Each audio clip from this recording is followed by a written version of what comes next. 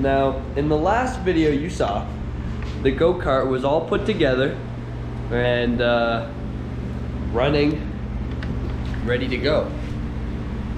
I took everything apart while I ran it, and it runs pretty well. A couple things fell apart, but it was fun. Took everything apart, and I'm gonna scrap all of it. Just kidding, it's getting painted. Everything's hung up, ready to go. Now I can tell you what paint it is, that's a surprise.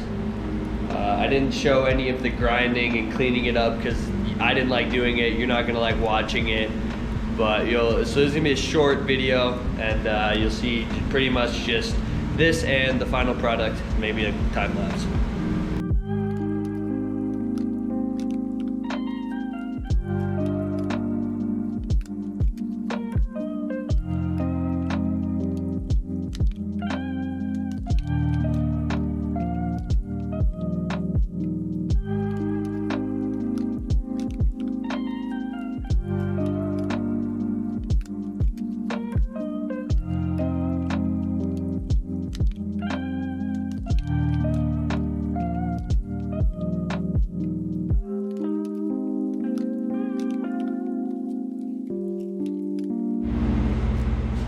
Alright, so if you've been following along, I have built myself a go-kart.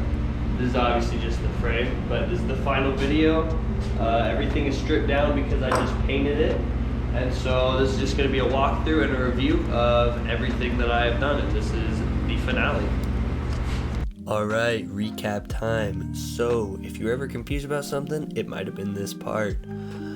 Right there is obviously where you put the wheel, and then right there is where the tie rod bolts onto, and then you just slide it in like that. You put the kingpin through, as so, and then as you can see, the tie rod connects to the main steering column, and then over to that little bolt hole that I just showed you a second ago, and that's where the tire goes, is on the bolt, and that is how we turn the go-kart. Alright, and then you take this black spacer that I cut from a piece of pipe and you slide it onto the bolt. You take the tire, you slide the tire onto the bolt, and a washer that I just had lying around, and a locking nut that I went and I bought. And you slide that on there. It barely fits, but it's safe enough, probably. Then you got the tie rod that connects just from a bolt and the locking nut that I had. And that is the steering system. Look at that. This is for the acceleration system. As you can see, it bolts directly to the frame right there. And this is just the pedal and the really long piece that goes all the way back. But I have a locking nut. Everything on this has a locking nut on it because it will just rattle and fall apart. But that's how the pedal is held on. So this part is definitely the jankiest part of the build. Well, actually, it holds right here. So you see this piece, you bolt it to the piece that I've welded to the frame. Well, it's part of the frame now. And again, held on with a locking nut. And then, so that purple piece will be able to swivel.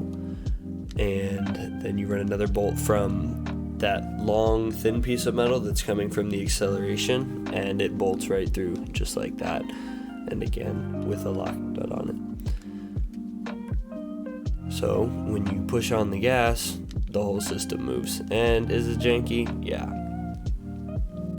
Over here we have the braking system, which is held on exactly the same way. You just slide a bolt through the frame and it connects to a hole that is in the pedal.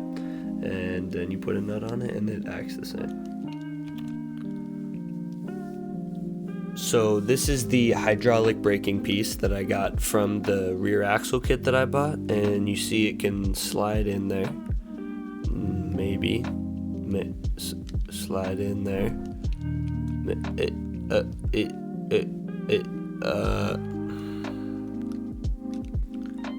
Okay. So you just turn the gold piece and look at that, it slides right in there. And then you take a bolt that goes right through the frame and into that little hole back there, as you can see. Slides in there like so.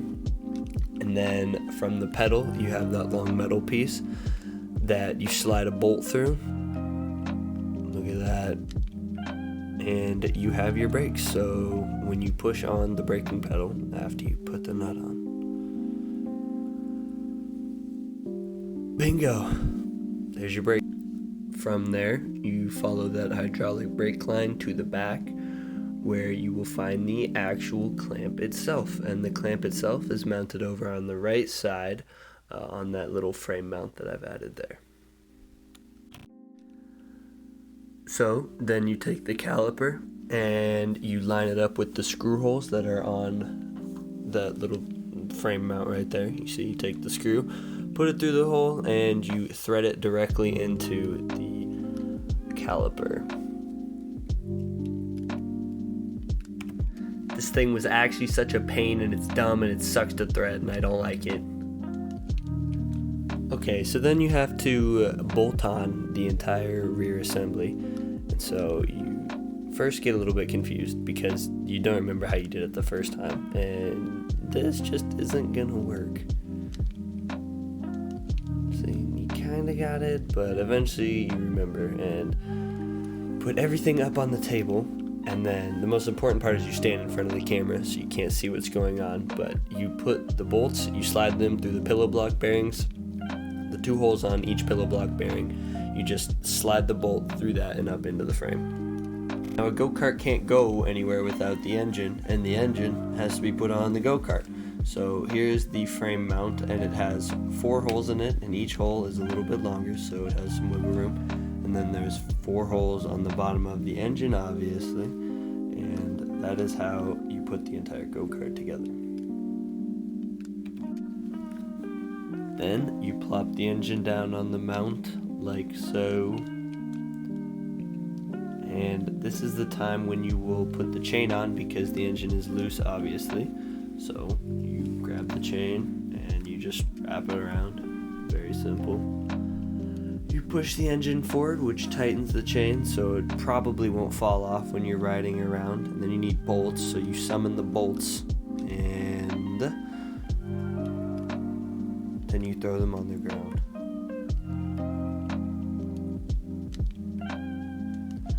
And then the bolts just slide into each one of the engine holes. Then the bolts just slide into the mounts on the bottom of the engine. And you put a locking nut on the bottom. You just hand tighten it and the engine will stay on just fine. This part right here is just the jankiest. I'm gonna have to change it. It's just not good. But, well, it works, but it's kind of whack. So you just take the welding wire and you slot it through the hole that I drilled.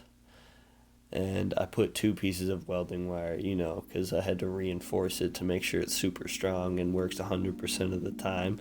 This is super just the correct way to do it. And once you can slide both the pieces of wire through, which is not easy because, again, this isn't how you're supposed to do it.